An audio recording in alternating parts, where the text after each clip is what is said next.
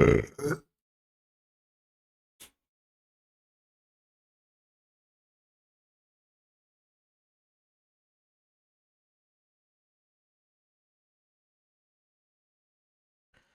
Everyone.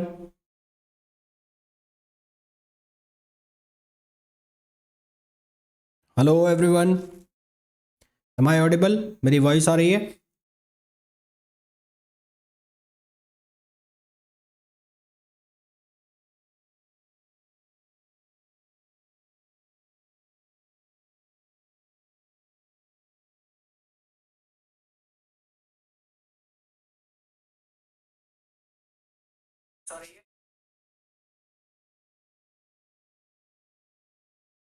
देखो, subject start करेंगे हम ईएमटी। और ईएमटी में आज का जो लेक्चर होगा उसमें बेसिक बेसिक बातें हम करेंगे, जो आपके ग्रेजुएशन में शायद आपने पढ़ी हो या फिर ट्वेल्थ क्लास में तो आपने डेफिनेटली पढ़ी ही है। जिसमें हम बात करेंगे इलेक्ट्रिक फील्ड के कुछ बेसिक फार्मूला, इलेक्ट्रोस्टैटिक पोटेंशियल के कुछ बेसिक फार्मूला, उनके क्वेश्चंस, उनके बारे में हम बात करेंगे, है ना। तो चलिए स्टार्ट करते हैं। तो सबसे पहले मैं बात करने जा रहा हूँ इलेक्ट्रोस्टैटिक, जो तुम्हारा ये सब्जेक्ट है जिसको इलेक्ट्रिसिटी एंड मैग्नेटिज्म नाम से क्या जानते हैं according to syllabus. Electricity and magnetism, तो ये 3 पोर्शन में बटा हुआ है। 3 पोर्शन में मतलब एक पोर्शन होता है तुम्हारा इसमें इलेक्ट्रोस्टैटिक्स, इलेक्ट्रोस्टैटिक्स, इलेक्ट्रोस्टैटिक्स। दूसरा होता है मैग्नेटिज्म, मैग्नेटिज्म। और तीसरा होता है इलेक्ट्रोडायनामिक्स, इलेक्ट्रोडायनामिक्स। पहले पोर्शन की जब हम बात करते हैं इलेक्ट्रोस्टैटिक्स, मतलब यहां पर चार्ज जो है वो किसमें, रेस्ट में। Charge is in rest. ठीक, यहां पर चार्ज मोशन में है, charge is in motion, charge is in motion but with with constant speed. तो यहां पर कांस्टेंट स्पीड के साथ है। कांस्टेंट स्पीड का साथ का मतलब एक्सिलरेशन यहां पर क्या है, 0 है। यहां पर charge is in motion, charge is in motion with variable speed, with variable speed. Variable speed का मतलब है कि यहां पर एक्सिलरेशन 0 नहीं है, एक्सिलरेशन इज नॉट 0। तो 3 कंडीशन बनती है जब इलेक्ट्रोस्टैटिक्स आता है, यानी कि चार्ज रेस्ट में रहता है। तो तुम जो पढ़ते हो वो कौन कौन सी चीज़ें पढ़ते हो? एक तो इलेक्ट्रिक फील्ड, यानी कि वो जो कूलम्स लॉ और ये सब चीज़ें पढ़ते हो, इलेक्ट्रिक फील्ड। पोटेंशियल, ना पोटेंशियल, ये सब चीज़ें पढ़ते हो तुम। मैग्नेटिज्म के अंदर आप लोग पढ़ते हो कि magnetic effect of current, magnetism ये पढ़ते हो। जब चार्ज मोशन में होता है तो करंट जनरेट होता है। इलेक्ट्रोडायनेमिक्स में तुम लोग पढ़ते हो इलेक्ट्रोमैग्नेटिक वेव्स हो गया, ऑल्टरनेटिंग करंट हो गया। तो ये सब कहाँ पे पढ़ते हो? ईएमआई हो गया, इलेक्ट्रोमैग्नेटिक इंडक्शन, ये सब पढ़ते हो इलेक्ट्रोडायनेमिक्स में। तो सबसे पहला जो पोर्शन हम कवर करेंगे वो करेंगे इलेक्ट्रोस्टैटिक्स, उसके बाद हम पढ़ेंगे मैग्नेटिज्म और इलेक्ट्रोडायनेमिक्स। ठीक है, सबसे पहला जो पोर्शन पोर्शन होगा इलेक्ट्रोस्टैटिक्स, देन मैग्नेटिज्म और उसके बाद इलेक्ट्रोडायनेमिक्स। इलेक्ट्रोस्टैटिक्स की स्टार्टिंग होगी जो वैसे वैसे तो इलेक्ट्रोस्टैटिक की स्टार्टिंग जो होती है वो होती है चार्ज से होती है। चार्ज क्या होता है, चार्ज की प्रॉपर्टी क्या होती है, पर ये सब चीज़ें तुम्हारे लेवल पे नहीं आती है। ये 11th-12th क्लास तक का ठीक है कि चार्ज क्या है, उसकी प्रॉपर्टीज़ क्या है, ये सब वो सब। तो हम बेसिकली जो स्टार्ट करेंगे वो कूलम लॉ से स्टार्ट करेंगे। कूलम लॉ क्या है और उसकी क्या क्या प्रॉपर्टीज़ होती हैं, फिर इलेक्ट्रिक फील्ड थोड़ा बहुत आइडिया लेंगे, और फिर जो इलेक्ट्रिक पोटेंशियल आज की क्लास में। तो उसके बाद कुछ कल की क्लास में कुछ स्टैंडर्ड फिगर्स हैं, उनकी वजह से इलेक्ट्रिक फील्ड क्या होता है, इलेक्ट्रिक पोटेंशियल क्या होता है, वो हम देखेंगे। फॉर्मूला हमें जानना है, डेरिवेशन की हमें कोई ज़रूरत है नहीं, है ना। तो वो सब चीज़ें हमें देखनी है। तो सबसे पहले मैं बात कर रहा हूँ कूलम्स लॉ से। कूलम्स लॉ,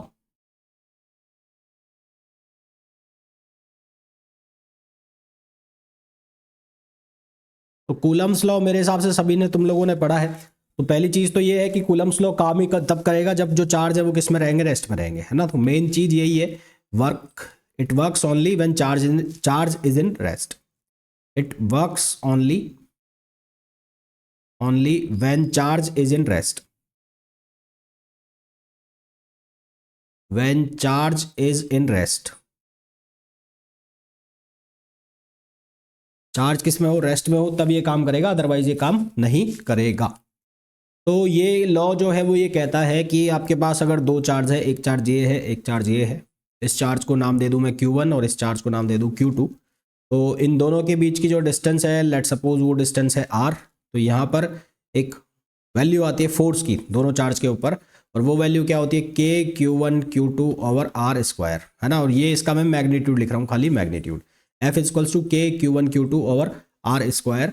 और यदि इसको मैं वेक्टर में लिखूँ, यानी कि अगर मैं इसको ऐसा लिख दूँ F12 किसके बराबर होगा, KQ1 Q2 over R square. और अगर मैं इसको वेक्टर में लिख रहा हूँ तो मैंने इसको इस तरह से लिख दिया, R12 को लिखा R21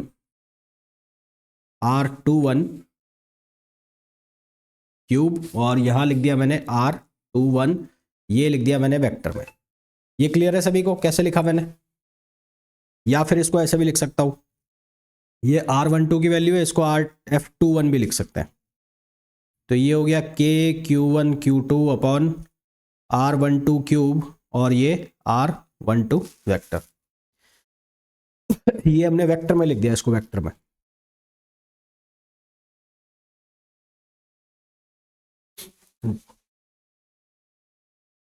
जब मैं लिख रहा हूं F12, तो F12 का मतलब है force on charge 1, force on charge 1 by 2, है ना। Force on charge 1 by 2।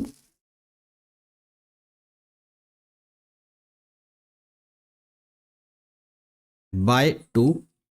और जब मैं लिख रहा हूं F21, तो इसका मतलब है फोर्स ऑन चार्ज 2 बाय 1। तो अगर मैं यहां पर दो चार्ज ये ले रहा हूं, एक ले रहा हूं 1 और एक ले रहा हूं 2, इसको लिखा Q1 और इसको लिखा Q2, तो यहां से यहां तक अभी मैं इनकी क्या होगा, नहीं नहीं कैप भी लगाएंगे, कैप लगाएंगे उसका भी बताता हूं तरीका, कैप लगाने का भी तरीका बता रहा हूं अभी। तो R1 R2, तो अगर मैं इन दोनों के बीच की डिस्टेंस को लिख रहा हूं R12, तो R12 का मतलब है 1 से और 2 के बीच के डिस्टेंस, और R21 लिख रहा हूं तो 2 से 1 के बीच के डिस्टेंस। तो यहां पर जो फोर्स है, अगर F12 लिख रहा हूं तो F12 का मतलब है कि 1 पर अप्लाई कर रहा है 2, और 1 लिख रहा हूं तो उसका मतलब है कि 2 पर अप्लाई कर रहा है कौन, 1। अच्छा, अब ये जो लिखा हुआ है वेक्टर R12 वेक्टर का मतलब हो गया R12 यूनिट वेक्टर और R12 का मॉड, R12 का यूनिट वेक्टर और R12 का मॉड। इसी तरह से R21 वेक्टर जब लिख रहा हूं तो उसका मतलब है R21 यूनिट वेक्टर और R21 का मॉड। तो अगर इसको चेंज करो तो ये बनेगा F12 KQ1 Q2 upon R21 cube, और R21, तो R21 को इसके अकॉर्डिंग लिखो तो ये क्या बना, R21 यूनिट वेक्टर और R21 मॉड। तो ये कट गया एक, तो यहाँ हो गया स्क्वायर, तो यहाँ बन जाएगा KQ1 Q2 upon R21 square, और ये हो गया R21 कैप, ये हो गया R21 कैप। इसी तरह से अगर आप लिखना चाहो F21, तो ये हो जाएगा KQ1 Q2 upon R12 square, और यहाँ हो जाएगा R12 कैप। क्लियर है?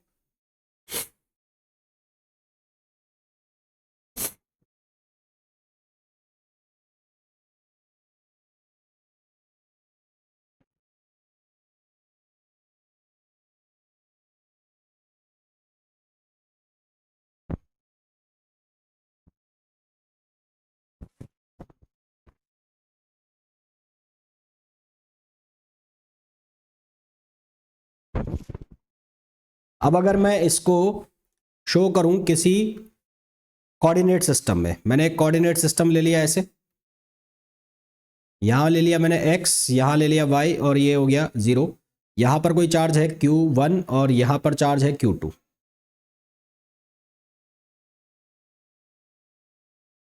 तो ये है r2 वेक्टर,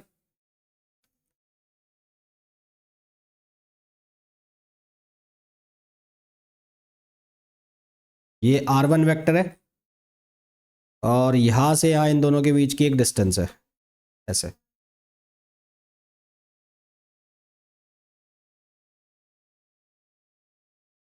ठीक है, तो अकॉर्डिंग टू वेक्टर लॉ ये ऐसे चल रहा है। तो अकॉर्डिंग टू वेक्टर लॉ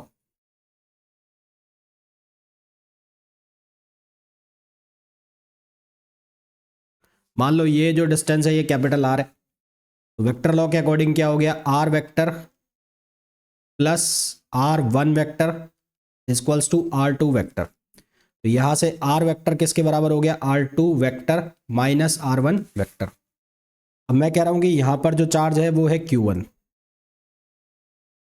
यहां पर चार्ज है q1 और यहां पर जो चार्ज है वो है q2। ठीक है, ये दो चार्ज है।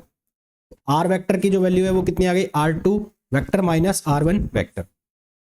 तो जो इन दोनों के बीच में कूलम फोर्स आएगा 1 जो 2 पर अप्लाई करेगा, यानी कि F21 की वैल्यू किसके बराबर होगी, K, Q1 Q2 अपॉन इन दोनों के बीच की डिस्टेंस कितनी है, R। तो अगर वेक्टर के फॉर्म में लिख रहा हूं तो R क्यूब, और यहां क्या हो जाएगा, R वेक्टर। जो R वेक्टर है वो किसके बराबर है, R2 माइनस R1। तो F21 2 पर जो 1 अप्लाई कर रहा है तो उसकी वैल्यू क्या हो जाएगी, K Q1 Q2 अपॉन ये कितना हो जाएगा, ये हो जाएगा R2 माइनस R1 क्यूब, और यहां हो जाएगा R2 माइनस R1। ठीक है, क्लियर है।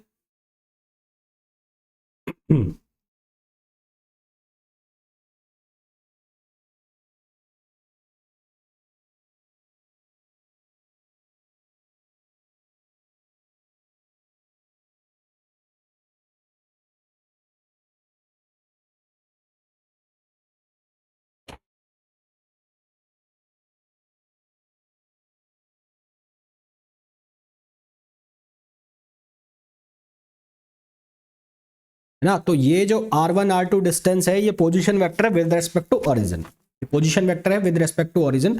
अच्छा, एक चीज और है, यहां पर जो मैं F21 लिख रहा हूं, जैसे मैं लिख रहा हूं F21, मैं ये कह रहा हूं कि फोर्स ऑन चार्ज 2 बाय 1, और F12 को मैं कह रहा हूं फोर्स ऑन 1 बाय चार्ज 2। तो अलग अलग किताबों के अलग अलग नोटेशन है, कई किताबों में आपको ऐसा भी मिलेगा फोर्स ऑन चार्ज 1 बाय 2, है ना, फोर्स ऑन चार्ज 1 बाय 2, कई जगह आपको ऐसा भी मिलेगा। मैं ऐसा बोल रहा हूं कि फोर्स ऑन 2 बाय 1। तो ये लिखने के अलग अलग तरीके हैं, बेसिक चीज समझने की है कि हो क्या रहा है।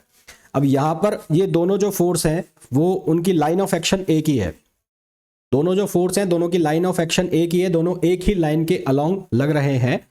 तो ये जो दोनों फोर्स हैं जो एक ही लाइन ऑफ एक्शन पे लग रहे हैं, तो एक यदि दूसरे को अट्रैक्ट कर रहा है तो दूसरा रिपेल करेगा, मतलब दोनों एक दूसरे के अपोजिट डायरेक्शन में लग रहे हैं। मेरा कहने का मतलब है यदि F1 की जो 2 पर अप्लाई कर रहे हैं वो ये है, यानी कि ये F21 है अगर, तो F12 की वैल्यू ये होगी, 12 की वैल्यू ये होगी। तो ये दोनों जो चार्ज हैं, दोनों जो फोर्स हैं मैग्नीट्यूड में सेम है पर डायरेक्शन में अपोजिट है, तो ये एक्शन रिएक्शन पेयर बनाते हैं। क्या बनाते हैं, एक्शन रिएक्शन पेयर। ठीक है, तो मैं इसको नेक्स्ट स्लाइड में लिख रहा हूं, since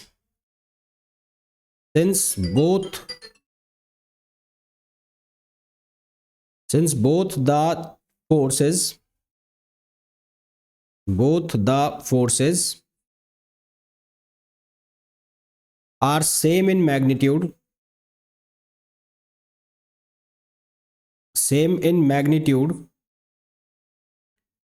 but opposite in direction,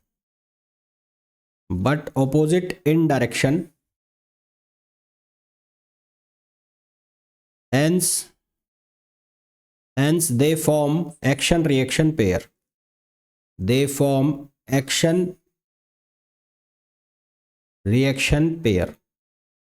ये दोनों जो फोर्स हैं क्या बनाते हैं, एक्शन रिएक्शन पेयर बनाते हैं। ठीक है, एक्शन रिएक्शन पेयर मतलब Newton's third law, Newton's third law.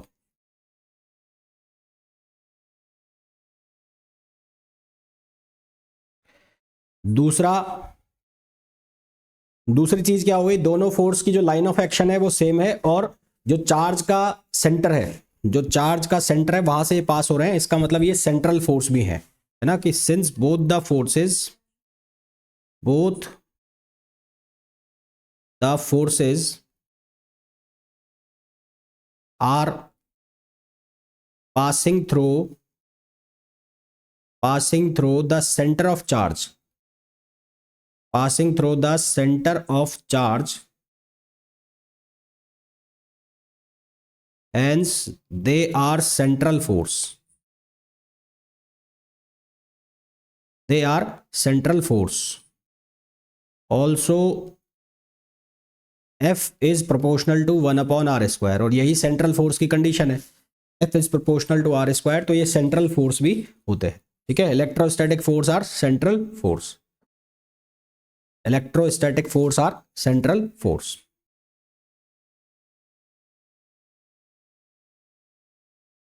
Clear है यहां तक?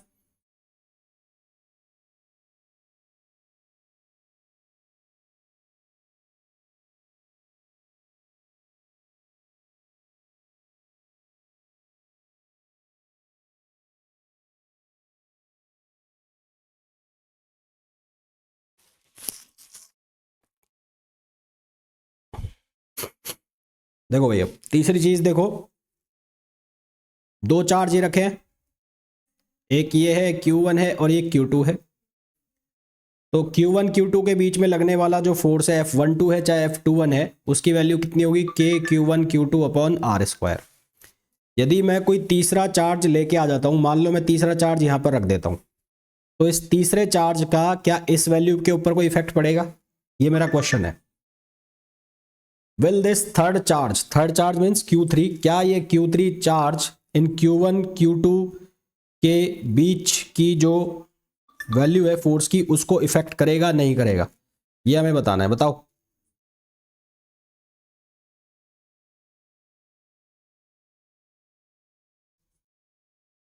अगर मैं तीसरा चार्ज लेके आ जाता हूं Q3, तो Q3 Q1 Q2 के बीच लगने वाले जो फोर्स है उसको इफेक्ट करेगा या नहीं करेगा, हाँ या ना?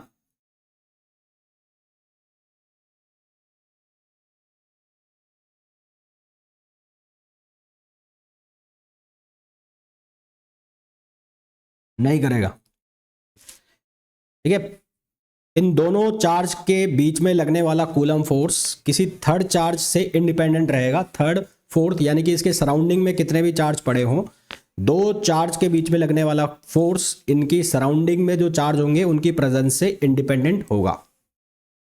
तो force between two charges, force कौन सा, coulomb force, force between two charges, force between two charges is not affected by, is not affected by the presence of, presence of, presence or absence of,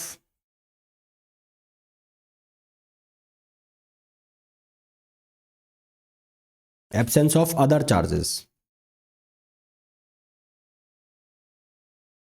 ठीक है, ये इन दोनों की absence से, ये Q3 की एब्सेंस से या प्रेजेंस से इसको कोई भी इफेक्ट नहीं पड़ेगा। ठीक है, फिर उसके बाद अगर दोनों चार्ज सेम नेचर के हैं, मतलब अगर दोनों पॉजिटिव है या दोनों नेगेटिव है, तो कूलम फोर्स जो लगेगा वो क्या लगेगा, ऑपोजिट डायरेक्शन में, यानी कि रिपेल करेंगे। दोनों चार्ज अगर पॉजिटिव हैं या दोनों चार्ज नेगेटिव हैं तो एक दूसरे को रिपेल करेंगे, और दोनों चार्ज ऑपोजिट नेचर के तो दोनों एक दूसरे को अट्रैक्ट करेंगे। ये सब चीज़ें आपको पता ही है, ये बताने की ज़रूरत मेरे को ऐसा लगता नहीं है होगी।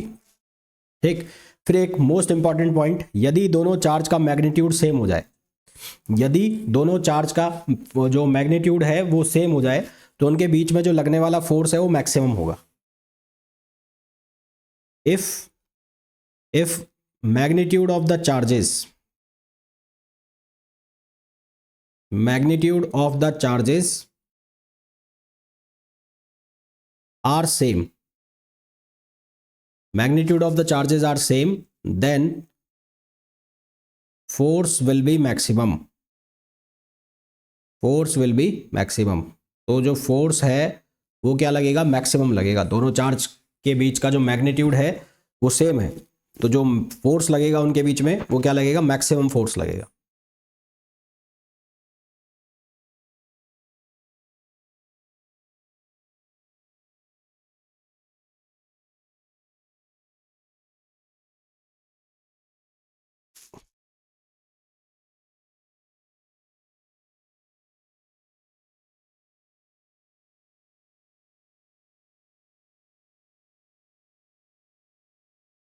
अब जो यहां पर के लिखा हुआ है, के, इस के की वैल्यू होती है 1/4πε0, है ना। इस के की वैल्यू क्या होती है, 1/4πε0 फॉर एयर, फॉर एयर, है ना। और ये 1/4πε0, इसको हम और क्या लिखते हैं, मैं इसको उल्टा लिख रहा हूं मैं इसको दूसरे तरीके से बताता हूं। मैं मीडियम यहां डिफाइन कर देता हूं, मीडियम, और एसआई सिस्टम, और ये सीजीएस सिस्टम। ये तीन चीजें हैं, मीडियम, एसआई सिस्टम और सीजीएस सिस्टम। तो मीडियम अगर एयर है तो के की वैल्यू हम लिखेंगे 1/4πε0, या फिर 9 × 10⁹, 9 × 10⁹। इसकी यूनिट बहुत इंपॉर्टेंट है, याद रखना, न्यूटन मीटर स्क्वायर, हालांकि बना भी सकते हो, Newton metre square per coulomb square. और सीजीएस में जो के की वैल्यू है वो होती है 1, सीजीएस सिस्टम में के की वैल्यू होती है 1। और इसके अलावा कोई दूसरे मीडियम की बात करें, एनी अदर मीडियम,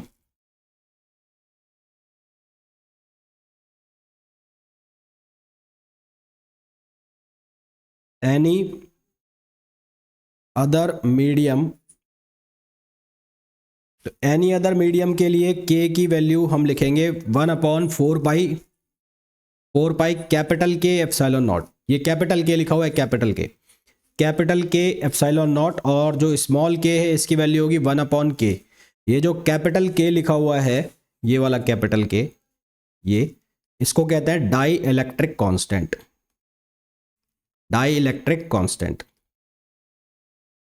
और ये वाला जो के लिखा हुआ है, ये वाला के, इसको कहते हैं इलेक्ट्रोस्टैटिक फोर्स कांस्टेंट, इसको कहते हैं इलेक्ट्रोस्टैटिक फोर्स कांस्टेंट।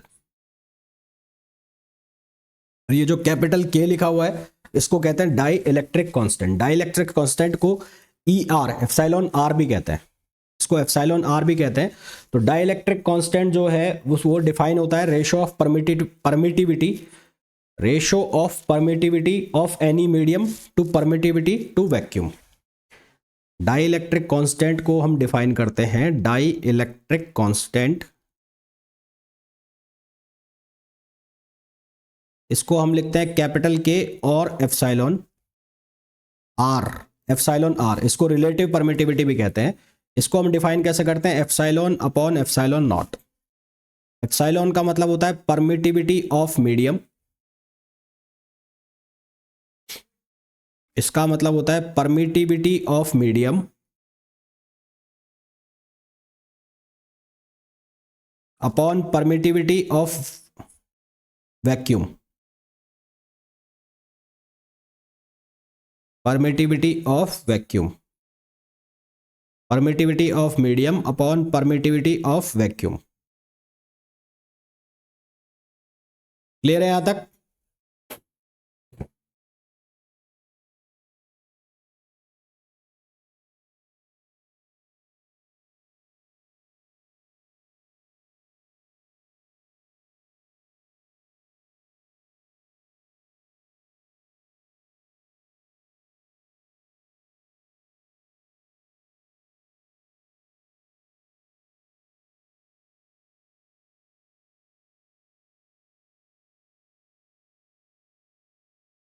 अब देखो, जो एप्सिलॉन की वैल्यू है ये फिक्स है, पता है आप लोगों को एप्सिलॉन नॉट की वैल्यू, फिर भी मैं लिख देता हूँ। एप्सिलॉन नॉट की जो वैल्यू होती है वो होती है 8.85 into 10⁻⁻12।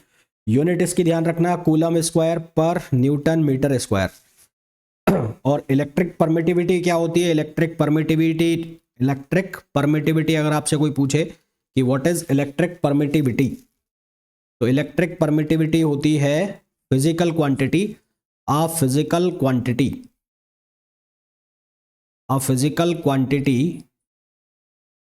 that describes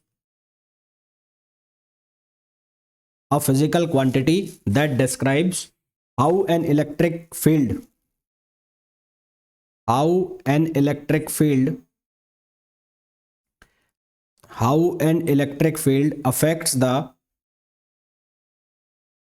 affects and is affected by a medium.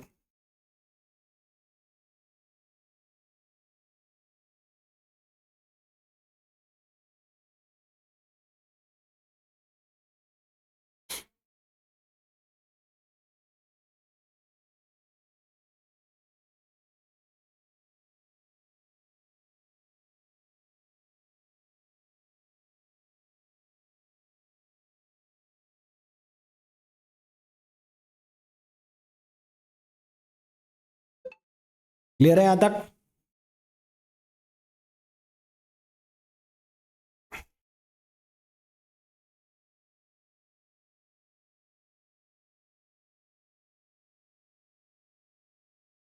Clear है? अगर क्लियर है यहां तक तो कुछ क्वेश्चंस बताओ। चलो अब question number first, in Coulomb's law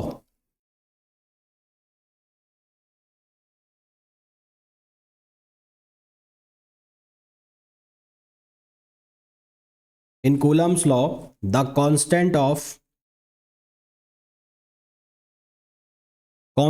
proportionality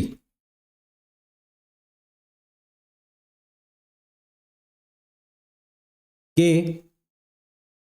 1/4 pi epsilon naught has units. Option A है न्यूटन, ऑप्शन बी है newton metre square, option C है newton metre square per coulomb square, और ऑप्शन डी है newton coulomb square per metre square. बताओ क्या answer आएगा?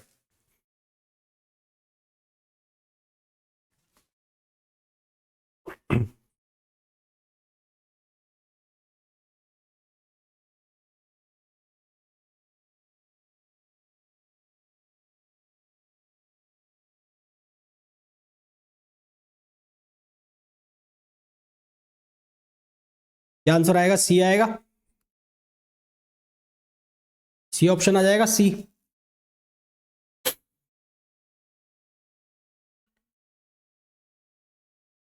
Next question पे आओ। a charge of 0.8 coulomb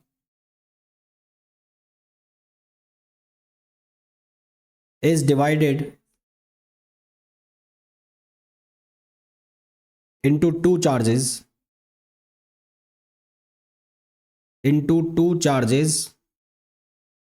Q1 and Q2. These are kept at a separation. These are kept at a separation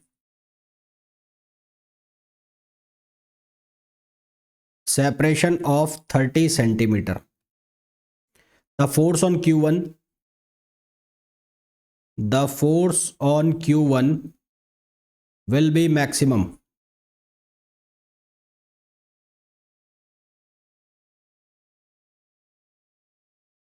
option A है Q1 equals to Q2 equals to 0.4 C। Option B है Q1 equals to 0.8 coulomb and Q2 negligible. Option C है Q1 negligible 0 और Q2 की value जो है वो 0.8 C। और option D है Q1 इक्वल्स टू 0.2 C और Q2 इक्वल्स टू 0.6 C। क्या आंसर आएगा?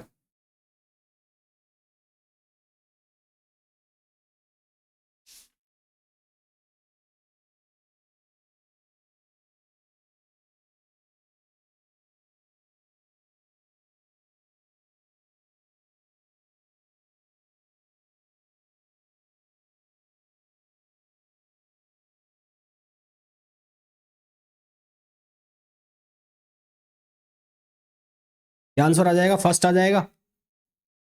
चार्ज की जो वैल्यू है वो मैक्सिमम होगी जब दोनों चार्ज का मैग्नीट्यूड क्या हो? इक्वल हो।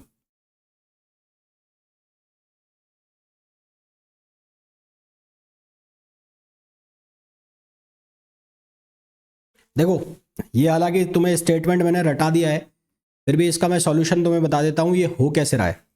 देखो यहाँ पर लिखा हुआ है 0.8 कूलाम, मैं इसको 0.8 कूलाम ना लिख के मैं इसको क्यू लिख लेता हूँ। मैं क्यू, मैं ये मान लेता हूँ क्यू दो पार्ट में टूटा है, एक Q1 में और एक Q2 में। Q1 में और एक Q2 में। तो यहां से साफ साफ दिख रहा है कि अगर एक Q1 है तो दूसरा हो जाएगा, दूसरा क्या हो जाएगा? Q माइनस Q1, दूसरा हो जाएगा Q माइनस Q1। तो F इक्वल्स टू क्या हो गया? K Q1 Q2, और इन दोनों के बीच के डिस्टेंस R स्क्वायर। तो F equals to K, Q1 की वैल्यू को Q1 रहने दो, Q2 की वैल्यू को क्या लिख दोगे? Q minus Q1 upon R square ना। तो इसको जब आप सॉल्व करोगे तो ये बनेगा F इक्वल्स टू K और अपॉन R स्क्वायर, इसको अलग हटा दो, इसको लिख दो Q1 माइनस Q1 स्क्वायर। अब मैक्सिमा मिनिमा की कंडीशन है तो आपको लगाना पड़ेगा डिफरेंशिएशन। डिफरेंशिएशन लगाओगे तो क्या बनेगा? ये बनेगा DF upon DQ, DF upon DQ1। तो DF अपॉन DQ1 करोगे तो सिर्फ इससे हमारा काम होगा, तो ये बचेगा Q माइनस ये बचेगा 2Q1 इक्वल्स टू 0। तो यहाँ से Q1 की वैल्यू कितनी आ जाएगी? Q/2, और Q1 की वैल्यू भी Q/2 है तो Q2 भी कितना आएगा? Q/2। तो एक एक जनरल सा स्टेटमेंट निकल गया कि फोर्स की जो वैल्यू है वो मैक्सिमम तभी होगी जब दोनों चार्ज सेम मैग्नीट्यूड के होंगे। तो दोनों चार्ज सेम मैग्नीट्यूड के होंगे, मतलब आंसर आ गया Q1 equals to Q2 equals to 0.4 C। Half charge value होनी चाहिए, half charge.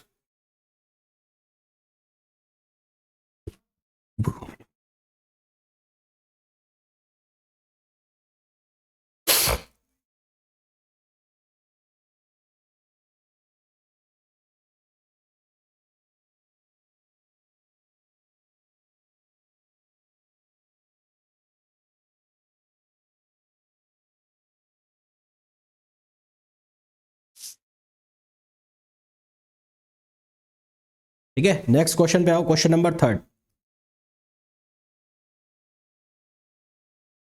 Question number third में बोला है the ratio of the forces between two small spheres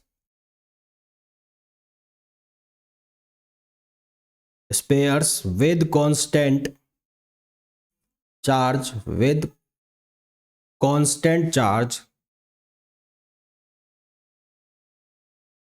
A in air, constant charge A in air, A मतलब option A, और B in a medium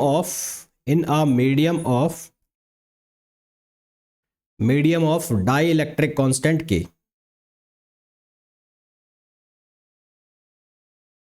die electric constant K is, यानी कि आपसे पूछा है F air upon F medium, इसका ratio पूछा है, और ऑप्शन आपको दिया है, ऑप्शन ए है 1:के, ऑप्शन बी आपको दिया है K/1, ऑप्शन सी आपको दिया है 1:K², और ऑप्शन डी आपको दिया है K²/1।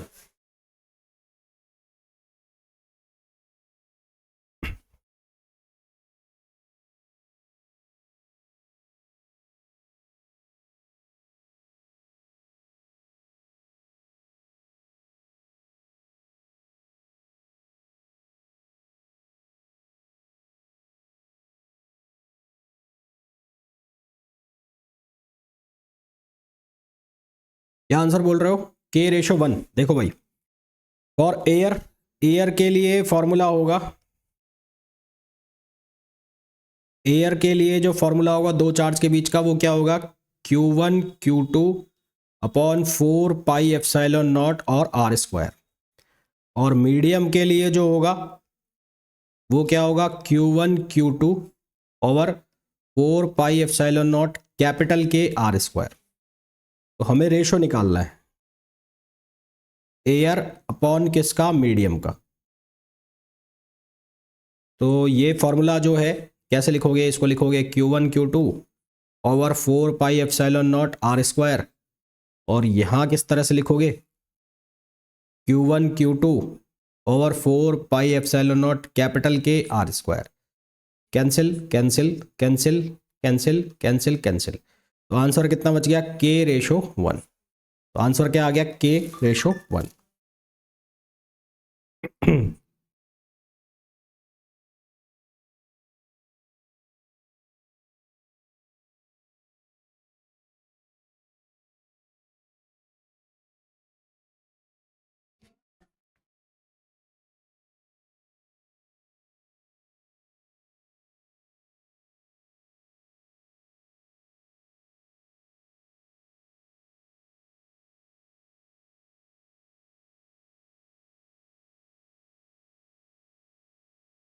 नेक्स्ट बताओ,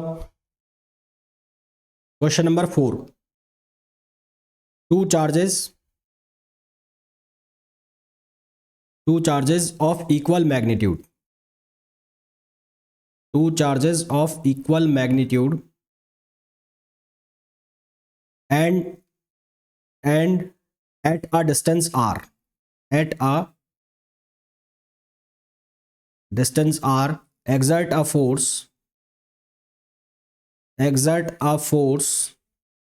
F on each other.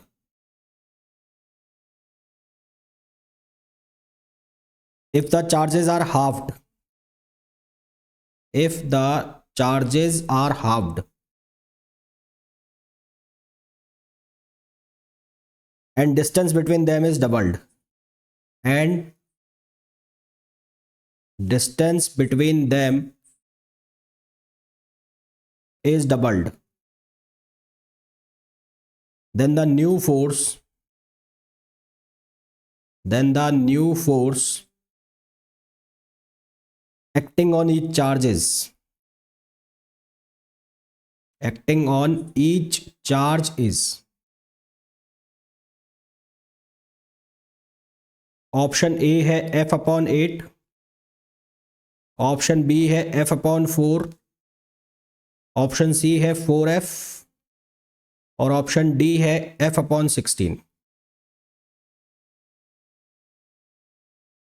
To charges of equal magnitude and at a distance R exert a force F on each other. पहला केस ये है, इक्वल मैग्नीट्यूड मतलब इसका भी Q और इसका भी Q, दोनों के बीच की जो डिस्टेंस है वो R है। तो फोर्स जो है वो कितना लग रहा है? KQ² over R²।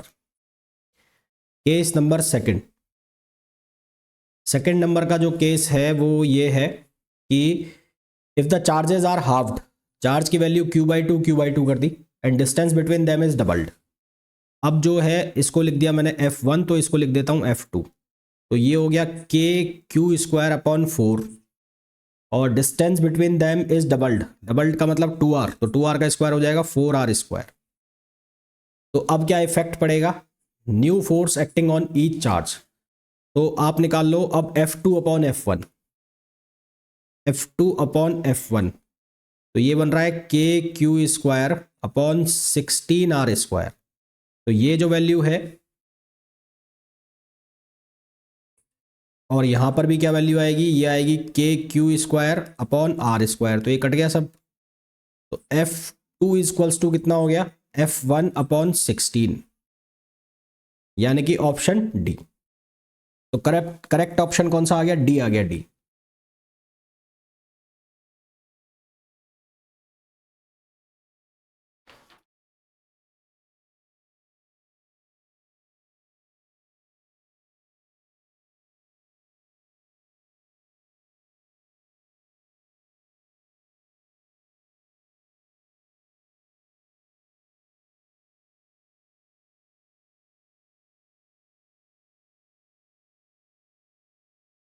Next question पे आओ। Question number 5। क्वेश्चन नंबर 5 में बोला है two small conducting spare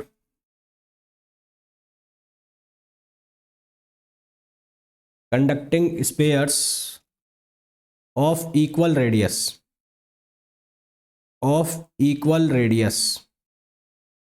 have charge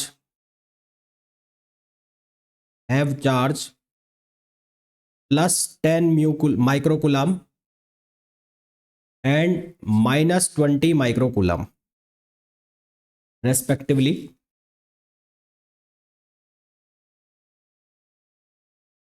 and placed at a distance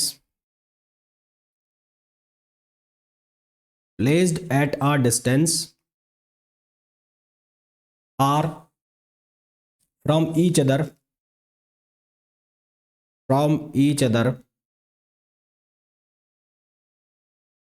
and experience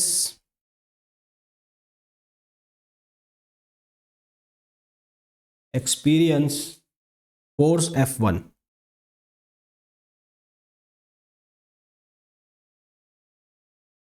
Experience force F1 if they are brought in contact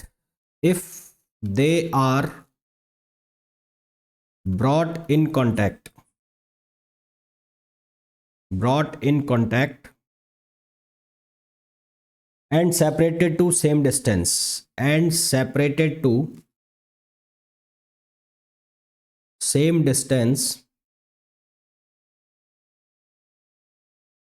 they experience force F2.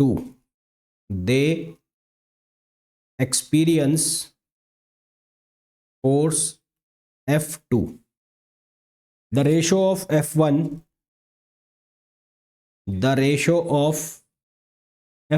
to F2 is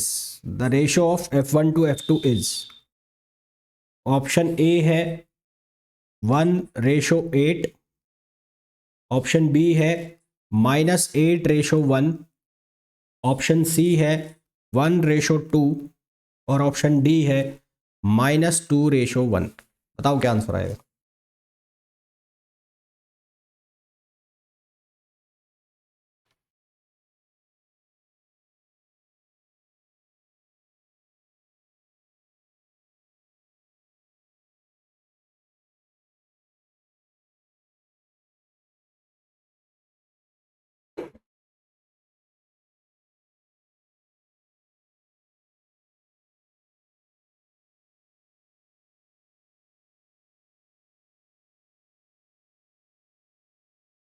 बताओ भाई क्या answer आएगा।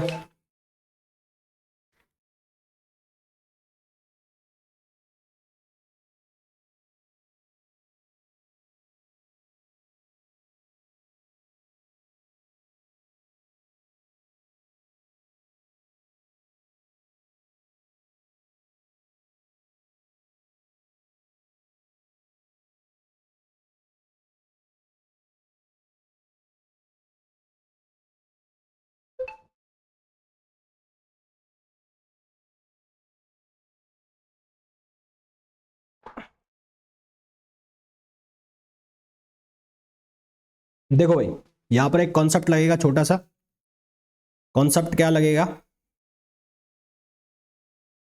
when two identical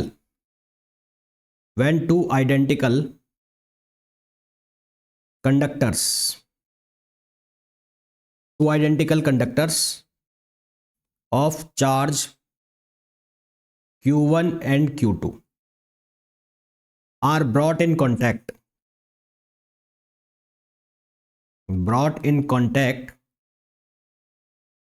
then charge on both of them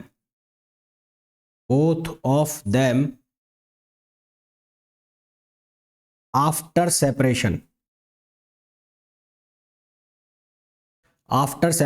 is q1 plus q2 upon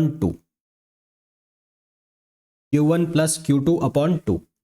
तो अभी आपके पास दो identical spare है conductor में और रेडिएशन की इक्वल है, तो उन पे जो चार्ज है वो 10 माइक्रोकूलम है और -20 माइक्रोकूलम है ना। तो अभी आपके पास ये वाला केस है कुछ ऐसा, एक ये है एक ये है, इसमें +10 है, इस पर -20 है, और इन दोनों के बीच का जो सेपरेशन है वो है आर। आर तो जो फोर्स की वैल्यू है वो कितनी होगी, के इंटू 10 और इंटू -20 अपॉन आर स्क्वायर, ये वैल्यू होगी। ठीक है, दोनों पर जो वैल्यू होगी वो ये होगी, respectively and place that distance R from each other and experience force if they are brought in contact and separated to same distance. तो सेपरेट कर दिया जाए सेम डिस्टेंस से, ब्रॉड कॉन्टैक्ट में किया जाए, तो कॉन्टैक्ट में लाए तो अब जो चार्ज कितना हो जाएगा, 10 -20/2, तो ये बचेगा -10/2। -10/2 का मतलब हो गया -5, तो दोनों के ऊपर जो चार्ज आ गया वो कितना आ गया, -5। अब कितना आ गया, ये आ गया -5, और यहाँ पर भी है -5, और जो डिस्टेंस है कितनी हो गई, आर। तो ये जो फोर्स है ये है F1, और अब जो फोर्स हो जाएगा वो हो जाएगा F2 के, और ये कितना हो जाएगा, -5 यहाँ पर और -5 यहाँ पर, और डिस्टेंस है आर। अब बताओ क्या आंसर आएगा, अब बताओ क्या आंसर आएगा।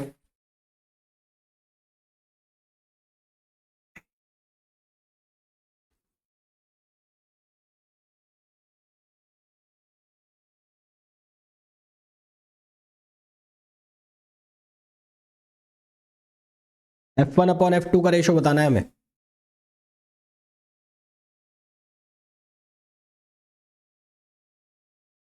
-200 K/R² को डिवाइड कर दिया आपने, R² ऊपर चला गया, और ये हो गया 25 K, तो K से K कैंसिल, R² से R², ये हो गया -8/1, -8/1, ऑप्शन बी। क्लियर है।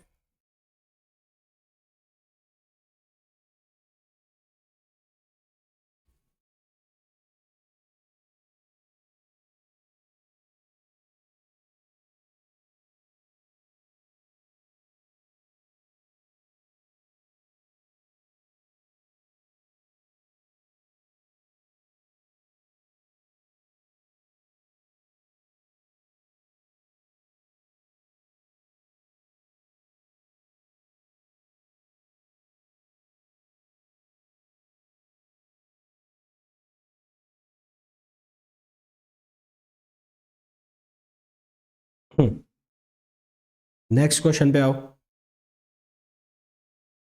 Question number 6, +2 coulomb and +6 coulomb, two charges are repelling, +6 coulomb, two charges are repelling each other with a force of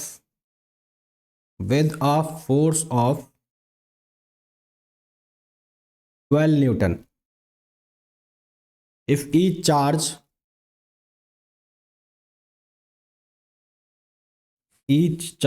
is given -2 coulomb of charge, -2 coulomb of charge, then the value of force will be, then the value of force will be, option A है 4 Newton attractive,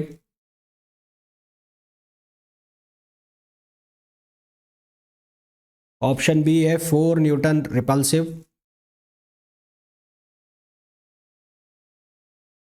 option C है 8 Newton repulsive,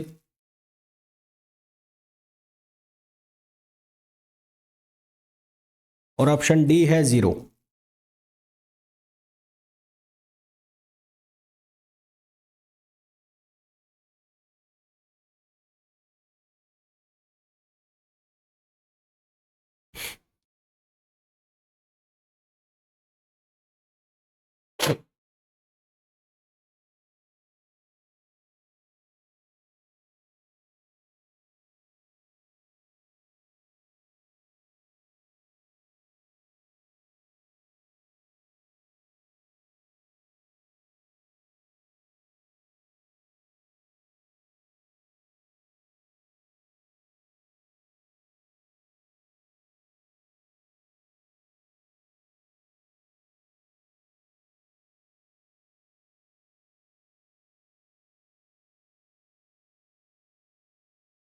देखो 2 coulomb और 6 coulomb के charge है repelling each other. ये +2 coulomb है, ये +6 coulomb है, ये दोनों एक दूसरे को रिपेल कर रहे हैं और इन दोनों के बीच की डिस्टेंस हम मान लेते हैं r। इन दोनों के बीच का जो फोर्स दिया है वो दिया है 12 न्यूटन। क्या दिया है? 12 न्यूटन। F इक्वल्स टू के Q1 Q2/r²। तो ये हो गया 12 के Q1 Q2 की वैल्यू हो गई 12 और अपॉन r²। तो यहाँ से हमारे पास r²/k की जो वैल्यू है वो आ गई 1। r²/k की जो वैल्यू आ गई कितनी आ गई? 1 आ गई। अब हमें ये गिवन है कि if each charge is given -2 coulomb of charge. दोनों जो चार्ज है उसको -2 कूलम दे दिया, तो -2 कूलम दे दिया तो पहला जो चार्ज है उस पर जो नेट चार्ज हो जाएगा वो कितना हो जाएगा? +2 कूलम पहले से था, -2 कूलम और दे दिया। और दूसरा वाला जो चार्ज है उस पर कितना था? 6 कूलम, और इसको -2 कूलम और दे दिया। तो ये कितना हो गया? 0। और ये हो गया कितना? 4 कूलम। ये कितना हो गया? 4 कूलम। तो फोर्स की वैल्यू कितनी हो गई? तो फोर्स की वैल्यू कितनी हो गई बताओ?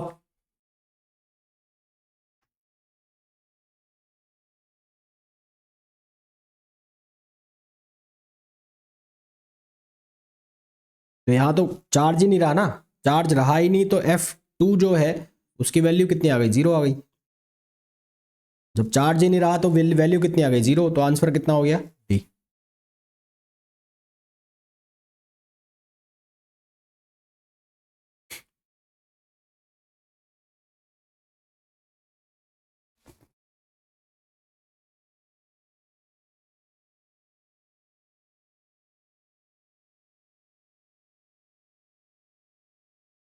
नेक्स्ट क्वेश्चन पे आओ। Two particles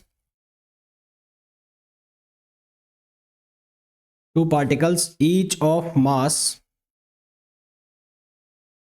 mass m and carrying charge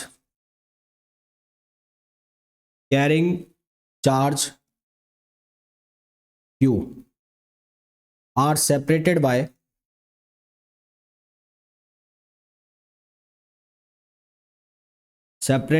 some distance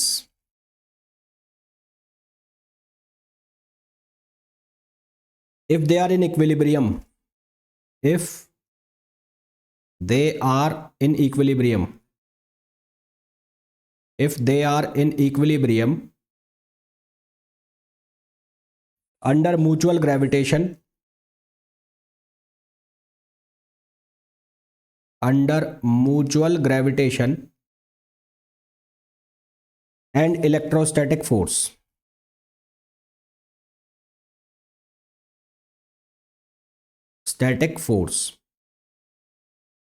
then q by m मतलब coulomb per gram kilogram is of the order of। ये रटने वाला क्वेश्चन है। ऑप्शन ए है 10⁻⁻5, ऑप्शन बी है 10⁻⁻10, ऑप्शन सी है 10⁻⁻12 और ऑप्शन डी है 10⁻⁻15।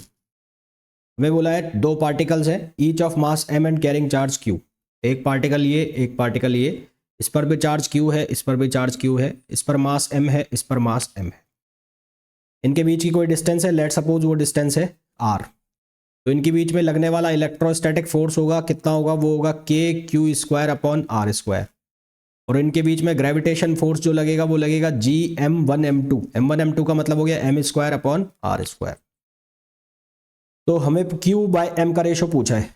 Q/m का रेशो मतलब हमें पूछा है FE/FG। और FE/FG ये दोनों सेम है। ये कह रहे हैं इक्विलिब्रियम में, इक्विलिब्रियम का मतलब है FE=FG। तो FE=FG है मतलब इनको इक्वल करो, KQ²/r² और GM²/r²। तो ये कट गया। हमें बोला है Q/m का रेशो बताना है। तो Q/m² ये किसके बराबर हो गया? G/K। इसके बराबर हो गया G अपॉन K। तो ये रेशो आपको निकालना है, Q upon M equals to कितना हो गया, under root G upon K। तो G की वैल्यू होती है 6.67 इंटू 10 पावर माइनस 11।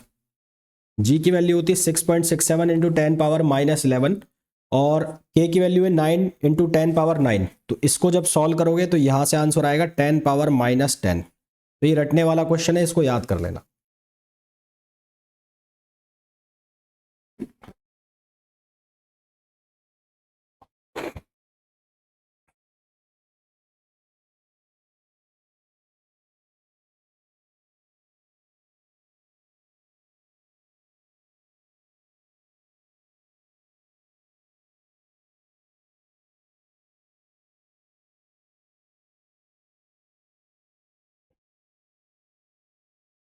क्लियर है?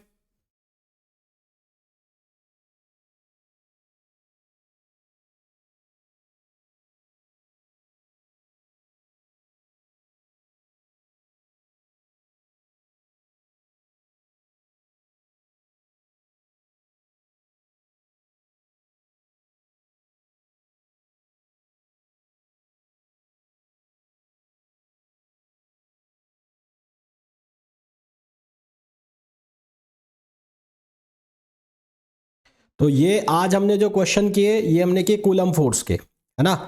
कल हम क्वेश्चन करेंगे और कॉन्सेप्ट भी क्लियर करेंगे, इलेक्ट्रिक फील्ड और पोटेंशियल।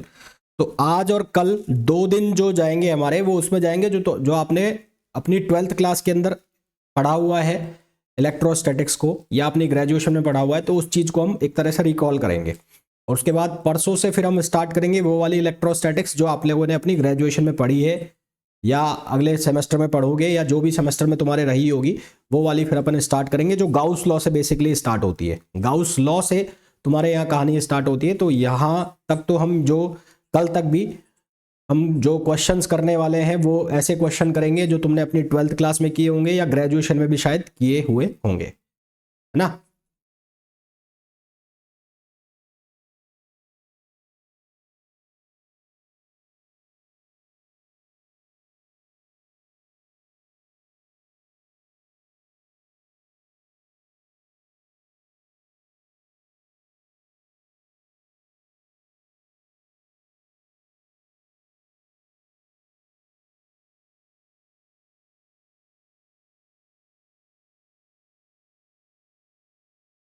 ठीक है, तो कल मिलता है। अच्छा, कल की क्लास का टाइम सुबह रहेगा 10 बजे, कल और परसों 2 दिन सुबह 10 बजे क्लास का टाइम रहेगा, क्योंकि छुट्टियां हैं, ऑफ है, तो कल जल्दी कर लेंगे क्लास। ठीक है, ओके देन बाय।